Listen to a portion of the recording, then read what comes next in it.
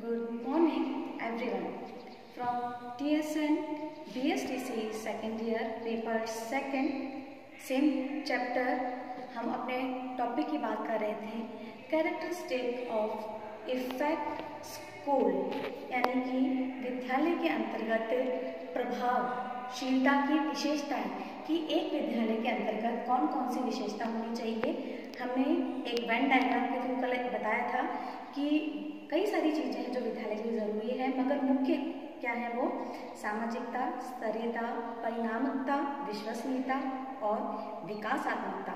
ये 5 फैक्टर ऐसे हैं जो एक इफेक्टिव स्कूल के लिए असेंशियल हैं। इसके एक के बिना होने से विद्यालय की प्रभावशीलता में कमी पाई जा सकती है।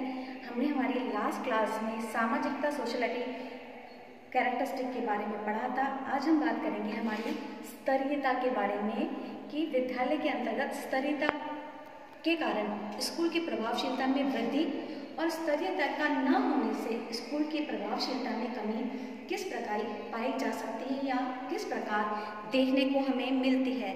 So let's start the topic स्तरीयता। विद्यालय की प्रभावशीलता के बारे में हम पढ़ ही रहे हैं और हम आज बात कर रहे थे हमारे जैसे कि स्तरीयता की अगर हम बात करें तो हम कह सकते हैं कि जिन विद्यालयों में सभी कार्य, सभी मानक, नॉर्म्स, स्तर व्यवस्थित रूप से अनुकूल होते हैं, उन विद्यालयों की छवि हमारे समाज में एक अच्छी या प्रभावशाली मानी जाती है। विद्यालय का स्तर प्रत्येक स्थिति में उसकी गुणवत्ता एवं प्रभाव को प्रदर्शित करता है, उसको दिखाता है। जैसे विद्यालय का भवन, विद्यालय के अधिगम की स्थिति, शिक्षण की प्रक्रिया, शिक्षण की विधि, तकनीकी, मैनेजमेंट, प्रबंधन, ये सारी चीज़ें हैं जो हमें एक विद्यालय के स्तर की प्रभावशीलता को दर्शाती हैं। ऐसे बहुत सारी प्रभावशीलता है जिनसे पता पड़ता है कि स्तरीयता के किन किन कारणों से या किन किन के लिए आवश्यक है। हम कुछ पढ़ते हैं कि विद्यालय के स्तर को प्रभावी बनाने के लिए कौन कौन से पॉइंट्स हैं या कौन कौन सी विशेषताएं हैं। आइए देखिए, हम इन पर नज़र डालते हैं। हमारा पहला बिंदु आता है विद्यालय की प्रभावशीलता अधिगम स्तर पर निर्भर करती है। हमारे पहला मुख्य हमारे विद्यालय के स्तर का, समाज का, सभी का अहम बिंदु होता है। हमारा मेन मोटो है कि जब बालक विद्यालय में जा रहा है तो किस लिए जा रहा है? वो जा रहा है अधिगम प्राप्त करने के लिए। अगर अधिगम ही नहीं होगा तो उसको स्कूल प्रभावशीलता, विशेषता सबकी सब व्यर्थ है। तो हमारा अहम और मुख्य बिंदु आ जाता है विद्यालय की प्रभावशीलता को प्रदर्शन करने में अधिगम स्तर बहुत ही ज़्यादा निर्भर करता है कि उसका स्तर उच्च होना चाहिए, तभी एक विद्यालय की स्थिति अच्छी बनेगी और उसी विद्यालय की समाज में स्थिति अच्छी बनेगी। यदि अगर उसका स्तर उच्च नहीं है, उसका अधिगम स्तर अच्छा नहीं है, तो अगर विद्यालय लो है तो उसकी इफेक्ट भी लो होगा और समाज में उसकी इफेक्टिविटी भी लो ही बनेगी। उस विद्यालय को प्रभावशाली विद्यालय के रूप में माना जाता है जिनकी अधिगम स्तर उच्च होता है, क्योंकि इस प्रकार के विद्यालय में अधिगम की गतिविधियों का निर्धारण छात्रों की रुचि, योग्यता के आधार पर किया जाता है।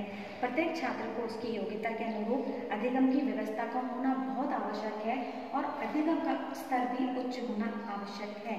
हम अपने दूसरे बिंदु पर आते हैं। प्रभावशाली विद्यालयों में शिक्षण कला को प्रभावी बनाने के लिए शिक्षक द्वारा नवीन एवं वैज्ञानिक विधियों का प्रयोग किया जाना बहुत ही ज़्यादा आवश्यक है। क्यों आवश्यक है? क्योंकि जब हम कक्षा में पढ़ाते हैं तो एक ही मेथड के थ्रू या एक ही विधि के थ्रू एक ही तरीके से पढ़ाते पढ़ाते शिक्षक भी बोर हो जाएगा, नीरस हो जाएगा और पढ़ने वाले साथ में कक्षा में पढ़ने वाले 40, 50, 30 जो भी हमारे सामने स्टूडेंट बैठे हैं वो सब नीरस हो जाएंगे। हमारा शिक्षण का स्तर नीचे, ऑब्वियसली विद्यालय का स्तर नीचे, समाज में स्थिति नीचे। उन सबको देखते हुए सबसे पहले बालक के विकास के लिए जब हम शिक्षण करते हैं तो शिक्षण की विधियों का ध्यान में रखना चाहिए, वैज्ञानिक टेक्नोलॉजी का ध्यान में रखना चाहिए, इनोवेटिव आइडियाज़ का ध्यान में रखना चाहिए, बच्चों का इंटरेस्ट का ध्यान में रखना चाहिए। उस हिसाब से देखते हुए बच्चे का सोशल, मेंटल, इमोशनल सभी डेवलपमेंट को ध्यान में रखते हुए उसकी शिक्षण की विधियों का, वैज्ञानिक तकनीकों को यूज़ में लेते हुए छात्र का पढ़ाया जाना चाहिए, उसको अधिगम कराया जाना चाहिए। ताकि शिक्षण की विधियों के अंतर्गत जब हम नवीन विधियों का समावेश करते हैं, इनोवेटिव आइडिया लेते हैं, टेक्नोलॉजी लेते हैं, तो इससे क्या होता है, विद्यालय का स्तर ऑटोमेटिकली ऊंचा होता जाता है, विद्यालय की प्रभावशीलता बढ़ती है और ऐसे प्रभावशील विद्यालय समाज के अंदर बहुत जल्दी निखर कर सामने आते हैं। तो सार इतना ही कि दूसरे बिंदु का कि जब भी हम शिक्षण की विधि है उसके अंदर नवीन शिक्षण विधि लें, ट्रेन टीचर को लें, वैज्ञानिक विधियों का इस्तेमाल करें, इनोवेटिव बच्चों के इंटरेस्ट के थ्रू, और वो सारी चीज़ें अपनाएं जो परिवर्तनशील है और जो नए नए तरीकों से समय समय पर नई नई विधियाँ हमारे सामने आती है। हमारा अगला बिंदु आता है प्रभावशीलता के अंतर्गत। प्रभावशीलता के विद्यालयों के अंतर्गत परीक्षा का स्वरूप उच्च स्तरीय होता है। परीक्षाओं के द्वारा, क्योंकि परीक्षा बच्चे का अधिगम करवाया गया, उसके बाद उसका मूल्यांकन किसके थ्रू करवाया गया, परीक्षा के स्वरूप। अगर अधिगम का स्तर ऊंचा है तो ऑब्वियसली परीक्षा का स्तर हमें उच्च ही रखना होगा, जिससे परीक्षार्थियों के द्वारा हम छात्र का मूल्यांकन उचित रूप से कर सकें। इसके द्वारा छात्रों की शैक्षणिक त्रुटियों का पता लगेगा और उन त्रुटियों को जानकर उन त्रुटियों को दूर करने का विद्यालय भरपूर प्रयास करेगा, और जब उन त्रुटियों को दूर करेगा तो नए विचार सामने प्रस्तुत होंगे। यदि परीक्षाओं का स्वरूप आधुनिक व वैज्ञानिक विधियों के अनुरूप होता है तो इससे छात्रों में सर्वांगीण विकास के मार्ग प्रशस्त हो जाते हैं, और ऐसे छात्र जिस विद्यालय में पढ़ेंगे वो विद्यालय आदर्श विद्यालय होगा, प्रभावशाली विद्यालय होगा, और उसकी छवि ऑटोमेटिकली ऑब्वियसली समाज के अंदर एक आइडियल रूप में प्रस्तुत होगी। हमारा नेक्स्ट बिंदु आता है प्रभावशाली विद्यालय के भवन इमारत उच्च स्तरीय का होना। क्यों? क्योंकि इससे उनमें विद्यालय के अंतर्गत इमारतें आकर्षित होनी चाहिए, उच्च स्तरीय में होनी चाहिए, वहाँ पर पर्याप्त बैठने के स्थान होने चाहिए, बच्चों के लिए खेलने के मैदान, शौचालय, उद्यान की व्यवस्था होनी चाहिए, लाइब्रेरी, सुसज्जित लाइब्रेरी की व्यवस्था होनी चाहिए, लैब विथ रिसोर्स होनी चाहिए। जब ये सारी चीज़ों के साथ में एक स्कूल ये सारी चीज़ें बच्चे के लिए प्रोवाइड करवाता है तो बालक का सर्वांगीण विकास तो होता ही है।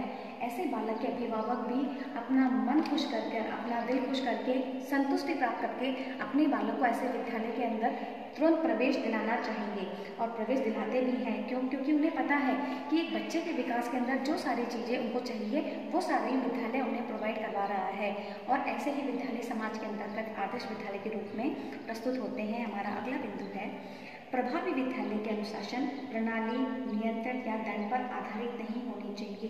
किसी भी चीज़ को आप फोर्सली अगर करेंगे तो उसके इम्पैक्ट, उसका प्रभाव जो है बिल्कुल भी अच्छा नहीं आएगा। हम ये जानते हैं कि किसी भी चीज़ को अगर दबाया जाए या प्रेशराइज किया जाए तो हम जो प्रभाव चाहते हैं वो हमें नहीं मिलेगा। किसी भी चीज़ को ढीला छोड़ दिया जाना उसके लिए बहुत अच्छा होता है। क्यों? क्योंकि उसके अंतर्गत बच्चा स्वानुशासित होता है। हम यही बात कर रहे हैं कि बच्चे के अंदर अनुशासन प्रणाली क्या है, नियंत्रण कठोर दंडनायक नहीं होनी चाहिए। वहाँ पर कैसी होनी चाहिए, खुली फ्रीडम होनी चाहिए। बच्चे को स्वानुशासित, खुद बच्चा विद्यालय के अंदर एटमॉस्फेयर में अंदर रख के खुद बच्चा उन नियम कानून सिद्धांतों के पालन करने के लिए विवश हो। उसको अंदर से लगे कि मुझे इस विद्यालय में रह करके इन नियमों का पालन करना है। उसको ज्ञात होना चाहिए कि ये जो चीज़ें हैं, ये नियम सिद्धांत जो भी बनाए गए हैं, ये नियम सिद्धांत किसके हित के लिए हैं, ये नियम सिद्धांत मेरे हित के लिए हैं, मेरे हित के लिए, मेरे भविष्य के अच्छे के लिए हैं। और यही सिद्धांत जब बच्चा अपनाता है तो उस सिद्धांत को अपनाते हुए विद्यालय और समाज के अंतर्गत क्या होता है, उसी बालक के लिए हितकारी होता है। और ये सब चीज़ें करते हुए एक बच्चा एक आदर्श नागरिक के रूप में निखर के सामने आता है। आदर्श नागरिक किस विद्यालय का है, आदर्श विद्यालय का, और आदर्श समाज के सामने वह प्रस्तुत होता है। हमारा अगला पॉइंट है प्रभावी विद्यालय में पाठ्यक्रम सहगामी क्रियाओं का स्वरूप व्यापक होता है।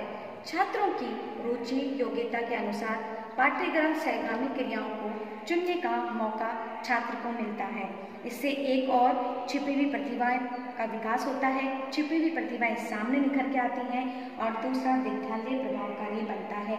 बच्चों की रुचि के अनुसार सारे के सारे पाठ्य सहगामी क्रियाओं का करवाना उस विद्यालय के स्तर को ऑब्वियसली उच्च स्तर पर ले जाना है। क्यों? क्योंकि जब बच्चे की रुचि के अनुसार सारी क्रिया होगी तो उसमें बच्चा बढ़ चढ़ के हिस्सा लेगा, अपना 99 की जगह अपना 100% देगा, और वो विद्यालय का स्तर ऑटोमेटिकली ऊंचा करने की कोशिश करेगा। हमारा नेक्स्ट पॉइंट आता है विद्यालय व्यवस्था में विकास का स्तर जब सर्वोत्तम होता है तब ही उस विद्यालय को समाज में मान्यता प्राप्त होती है। ये हम सारे पॉइंट्स में देख ही चुके हैं। और प्रभावशाली विद्यालय बनता है जैसे कि बच्चे का शारीरिक, मानसिक, संवेदनात्मक, इमोशनली सारे विकास अगर गतिविधियों का संचालन सही तरीके से, सही मार्गदर्शन से, सही निर्देशन के तहत किए जाते हैं तब विद्यालय के अंतर्गत एक जो बालक है, एक बालक न रह के कई सारे विद्यार्थियों का सर्वांगीण विकास किया जाता है और ऐसे बालक जो है समाज के अंतर्गत एक आदर्श बालक बनकर निकलते हैं। और जब वो बालक उस विद्यालय से निष्कासित या निकलते हैं पढ़ाई पूर्ण करके, तो ये विद्यालय स्वयं को और अपने साथ साथ अपने विद्यालय को प्रदर्शित करते हैं आदर्श रूप में। और जब ऐसे ही आदर्श बालक आदर्श विद्यालय को प्रदर्शित करते हैं तो आदर्श समाज का निर्माण अपने आप हो जाता है। हमारा अगला बिंदु आता है प्रभावशाली विद्यालयों को प्रबंधन एवं प्रशासन की स्थिति भी प्रभावशाली बनाती है।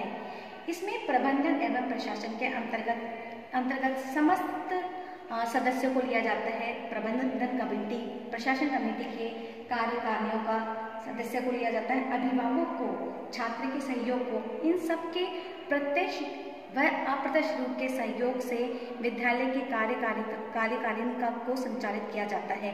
जब ये सब मिलकर के विद्यालय की क्रियाकलाप क्रमबद्ध रूप में, संगठित रूप में व्यवस्थित करते हैं और संगठित रूप में सब मिलकर के जब सब संचालित करते हैं तो इससे जो निर्मित विद्यालय होता है, इससे जो निर्मित क्रियाकलाप होते हैं वो बहुत ही ज़्यादा विद्यालय के लिए प्रभावशाली होते हैं।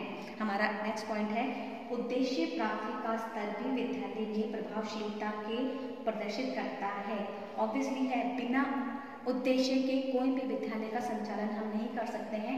हम किसी भी चीज़ को, विद्यालय हो या कोई भी कार्य हो, तो संचालित करने के लिए हमारे पास में एक उद्देश्य निर्धारित होता है कि ये कार्य हम क्यों कर रहे हैं और हमारे उन उद्देश्यों की पूर्ति का ना होना उसकी प्रभावशीलता को कम कर देता है।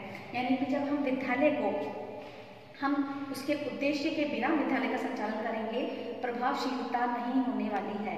और विद्यालय का उद्देश्यों के साथ में होना और उन उद्देश्यों की पूर्ति का होना ही प्रभावशीलता को प्रदर्शित करता है। तो समय समय पर उद्देश्यों जो लेके हम चल रहे हैं उनका समय के ऊपर, समय निर्धारण के ऊपर ही उनको पूरा किया जाना आवश्यक है। प्रभावशाली विद्यालयों में सामान्य रूप से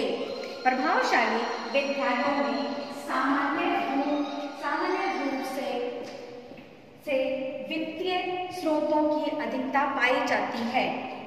मैं फिर रिपीट करती हूँ हमारा 10वां पॉइंट, प्रभावशाली विद्यालयों में सामान्य रूप से वित्तीय स्रोतों की अपेक्षा अधिक पाई जाती है। इससे क्या होता है, विद्यालय के अंदर वित्तीय दैट मीन्स हम बात कर रहे हैं फाइनेंशियल की फाइनेंशियल कंडीशन अच्छी होगी तो विद्यालय के अंतर्गत नवीन संसाधन, व्यवस्था आदि सब में वृद्धि होगी और प्रभावशीलता में वृद्धि होगी।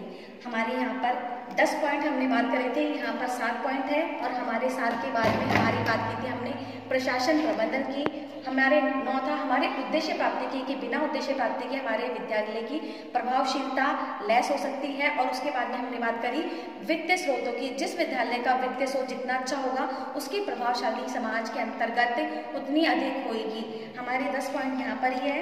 स्तरीय विशेषता ही विद्यालय को प्रभावी बनाती है। विद्यालय का स्तर प्रत्येक क्षेत्र में उच्च स्तर होता है और तभी उसकी प्रभावशालीता सामने निखर कर आती है। आज की क्लास में इतना ही। हम अपना नेक्स्ट टॉपिक नेक्स्ट क्लास में डिस्कस करेंगे। Till then bye, thank you.